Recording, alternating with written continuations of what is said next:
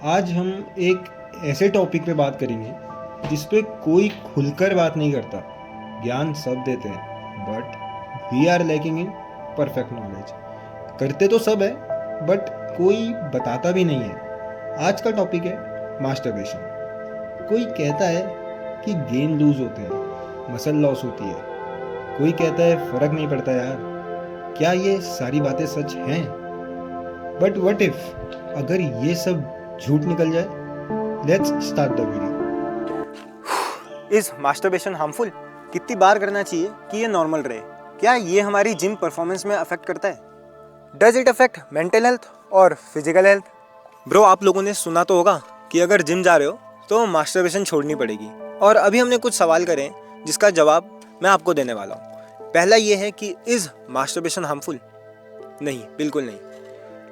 Masturbation एक normal और natural process है जिसमें हमारी बॉडी कुछ हार्मोन्स रिलीज करती है, जैसे कि हो गया सेरोटोनिन, ऑक्सीटोसिन, जिससे हमें प्लेजर वाली फीलिंग आती है। बट ये जो प्लेजर है ये शॉर्ट टाइम प्लेजर है, तो इसे करना हार्मफुल नहीं है। बट एक्सेसिव करोगे तो आपको हार्मफुल इफेक्ट्स देखने को मिलते हैं। अब दूसरा सवाल आता है कि जो हम मास्टरबेशन कर रहे हैं ये कितनी बार करें कि ये नॉर्मल लगे, या कैसे हमें पता चलेगा कि हम इसे ज़्यादा कर रहे हैं?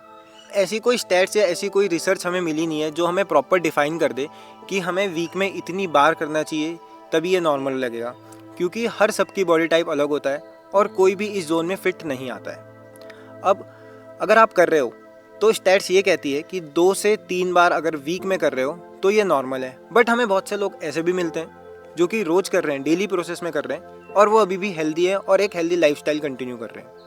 अगर आपको ऐसा लग रहा है कि आप रोज़ करके या वीक में 2 से 3 बार कर रहे हो और आपको कैसे पता करना है कि आप इसको एडिक्ट हो गए हो, तो आप या तो अपनी पढ़ाई या जिम या अपनी जो डेली रूटीन है उसको आप प्रायोरिटाइज नहीं करोगे, पहले मास्टरबेशन को प्रायोरिटाइज करोगे। जैसे मैं एक एग्जांपल देता हूँ, अगर आप स्टडी वगैरह कर रहे हो या कोई भी एक्टिविटी कर रहे हो, आप ये सोचोगे कि पहले मैं मास्टरबेट कर लेता हूँ फिर उसके बाद उस एक्टिविटी पे फोकस करूँगा। अगर आपके माइंड में ऐसा थॉट आता है तो आप एडिक्टिव हो चुके हो, या आप कोई ऐसी चीज़ देख रहे हो जिसमें आपको प्लेजर मिल रहा है शॉर्ट टाइम, जैसे पॉर्न हो गया, इन चीज़ को देख रहे हो, या आपका माइंडसेट कुछ ऐसा हो चुका है कि आपको सिर्फ शॉर्ट टर्म प्लेजर के पीछे भाग रहे हो, तो ही आप ऐसा समझो कि ये मास्टरबेशन आपकी माइंड पे अफेक्ट कर चुका है। ठीक है, अगर आप जिम जा रहे हो या पूरी हेल्दी लाइफस्टाइल में हो और फ्री टाइम या कहीं पे कुछ शॉर्ट टर्म प्लेजर के लिए वीक में 1 या 2 बार कर पा रहे हो, तो आप एक नॉर्मल और एक हेल्दी लाइफस्टाइल रहे हो। सवाल आता है कि जो मास्टरबेशन है उसे करने से हमारी जो जिम परफॉर्मेंस है उसमें हमें कुछ इफेक्ट देखने को मिलता है? तो इसका जवाब है नहीं। मॉडरेट रहोगे तो कोई आपको ऐसा सच इफेक्ट देखने को नहीं मिलेगा, बट अगर आप एक्सेसिव करोगे तो आपको जिम में क्या, अपनी पूरी लाइफ में और ये आपका जो डेली रूटीन है उसमें आप अपने आप को देखोगे कि आपको उनको जो एक्टिविटी करने में आपको लो फील हो रहा है। ठीक है, तो आपकी डेली एक्टिविटी अफेक्ट होगी अगर आप एक्सेसिव करोगे। बट हाँ, याद रखना, मास्टरबेशन कर रहे हो तो हैवी वर्कआउट से पहले इसे बिल्कुल मत करना, क्योंकि फिर आपको अपने जो वर्कआउट सेशंस हैं उसमें आपको लो फील होगा, आपको थकावट ज़्यादा फील होगी। अब तीसरा पॉइंट आता है कि मास्टरबेशन हमारे मेंटल हेल्थ को अफेक्ट करता है या फिजिकल हेल्थ को। अब फिजिकल हेल्थ के ऊपर तो हमने 2 पॉइंट पे बात कर दी है। अब हम बात करने वाले हैं कि मेंटल हेल्थ पे कैसे अफेक्ट करता है। मेंटल हेल्थ इस तरीके से हमारी इफेक्ट होती है कि जब भी हम मास्टरबेट करते हैं हम या तो गिल्ट या शेम वाले फेज़ में चल जाते हैं। इसे करने के बाद हमें ऐसा लगता है कि हम यह बहुत गंदे इंसान बन चुके हैं। दूसरा, हम पॉर्न एडिक्टिव हो जाते हैं। तीसरा पॉइंट ये है कि हम मास्टरबेट तभी करते हैं या तो हमें किसी सिचुएशन से भागना होता है, या जब हम अकेले होते हैं, दुखी होते हैं, तो हम ऐसा करते हैं कि क्या पता मास्टरबेट करने से हमें अच्छा फील हो। ऐसा नहीं होता, उस टाइम में हमें शॉर्ट टाइम में मिनिमम 5 या 10 सेकंड का प्लेजर मिलता है और उसके तुरंत बाद हम एक गिल्ट फेज़ में चल जाते हैं। तो इस तरीके से मास्टरबेशन हमारे कॉग्निटिव हेल्थ को बहुत ज़्यादा इफेक्ट करती है, क्योंकि हम ये लड़की ले लो या लड़का ले लो, वो सामने वाले ऑब्जेक्ट या सामने वाले पर्सन को एक गलत नज़रिए से देखने लग जाता है। हर चीज़ आपको एक ऑब्जेक्ट की तरह दिख जाती है, क्योंकि आप जब भी किसी सामने वाले पर्सन को देखोगे तो आपके बैक ऑफ द माइंड एक ऐसा इमेज बनती है जो कि अच्छी नहीं है, ना तो आपके लिए ना सामने वाले पर्सन के लिए।